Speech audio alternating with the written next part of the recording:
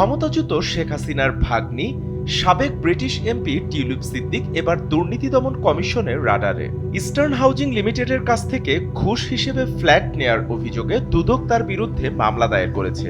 এ মামলায় জিজ্ঞাসাবাদের জন্য টিউলিপকে আগামী 14 মে সকাল 10টায় দুদক প্রধান কার্যালয়ে হাজির হতে বলা হয়েছে। দুদকের উপসহকারী পরিচালক মোহাম্মদ আবদুল্লাহ আল মামুন এই মামলার তদন্ত করছেন। 7 মে পাঠানোর নোটিশটি টিউলিপের ধানমন্ডি ও গুলশানের বাসায় পাঠানো হয়েছে। একই মামলায় রাজুকের সাবেক সহকারী আইন উপদেষ্টা শাহ খসরুজ্জামান ও সর্দার মোশাররফ হোসেনকেও তলব করা হয়েছে। 15 এপ্রিল দায়ের হওয়া মামলার অভিযোগে গুলশানের একটি প্লট অবৈধভাবে হস্তান্তরের বিনিময়ে টিউলিপ ঘুষ হিসেবে একটি ফ্ল্যাট নেন। এই ঘটনায় সাবেক ব্রিটিশ এমপি টিউলিপের সম্পৃক্ততা দেশে বিদেশে নতুন বিতর্কের জন্ম দিয়েছে।